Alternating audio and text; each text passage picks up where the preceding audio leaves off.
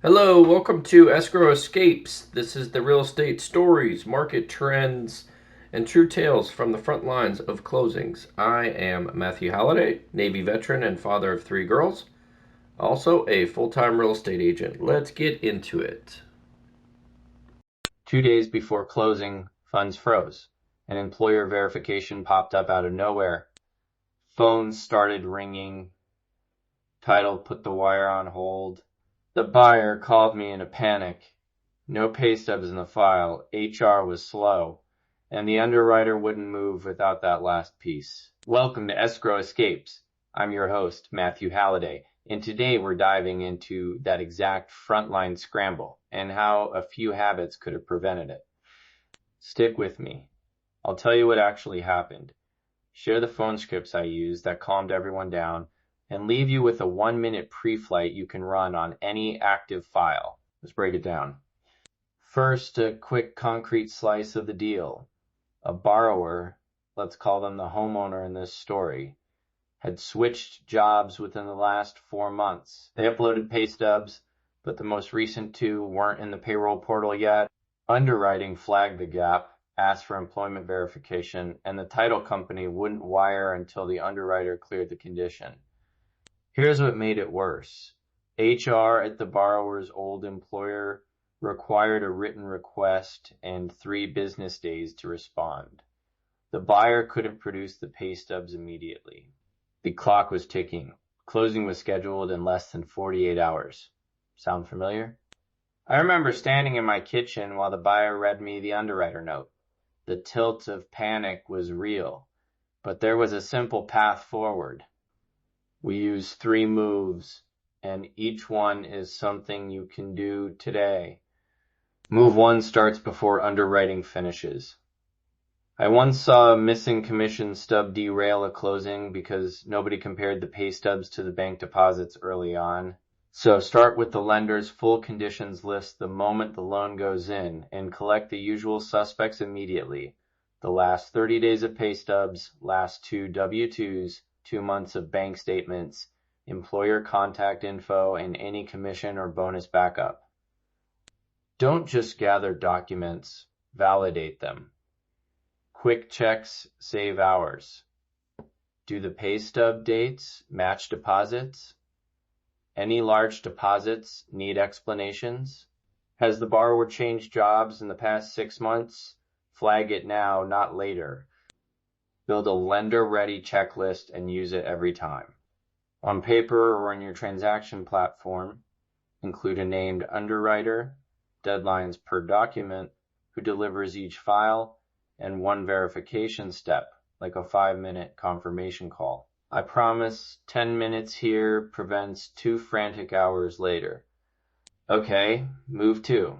And this is where tone matters. When a condition shows up with 48 hours left, the first 15 minutes set the mood. Be calm, be precise, and get confirmation in writing. Use this exact phone script to open the conversation. Hi, this is the agent for the borrower on file. We just received your condition about employment verification. Can you tell me exactly what you need and the preferred format? Please email confirmation so we have it in writing. Say that out loud once. Hear how it holds the lender accountable. That, please email confirmation, line is the difference between a rumor and a document you can act on. After that call, who calls who? Agent to lender first. Agent to buyer second. Let the buyer know what's requested and what you need from them. Title gets looped in immediately to confirm whether funds can be held or if a conditional wire is possible. Keep the chain moving. Silence kills deals. A small example. In the case I mentioned, once we had the lender on the phone, the underwriter clarified that they needed 1 pay stub from the new employer and an HR verification email. We timed a written request to HR, asked the buyer for a screen capture of the payroll portal, and had title confirm they could hold funds for 48 hours pending receipt. Move 3 is the contingency toolbox, what you actually do in the last 48 hours. First, ask if a conditional clear to close is possible while the one item is verified. Sometimes underwriting will allow a conditional sign-off with that one item outstanding. Second, ask for a short extension. A 48 to 72 hour push is often enough, and it usually costs nothing. Third, check if escrow can accept funds subject to a holdback or conditional release. And fourth, if there's no other option, documented temporary proof of funds or a certified wire, only with lender sign-off can bridge a gap. Remember, timing versus concessions. Would you rather ask for 2 extra days or offer a small seller credit? Often, an extension preserves goodwill and costs nothing. If a credit is on the table, get written lender acknowledgement that the credit will satisfy the condition and a clear statement of the cash to close impact. Back to our story. How did it end? HR emailed verification the next morning after we sent a formal request and a timestamp follow-up. The buyer provided a payroll portal screenshot. Underwriting accepted it and title released funds. We closed 2 days late, no credits exchanged, and the buyer kept their deposit. Calm, protocol, and written steps won the day. Here's the bottom line. 1. Pre-flight your documents early and validate them. 2. Use calm, scripted communication and demand written confirmation. 3. Have contingency options ready and negotiate timing before offering money. Quick action list. Buyers.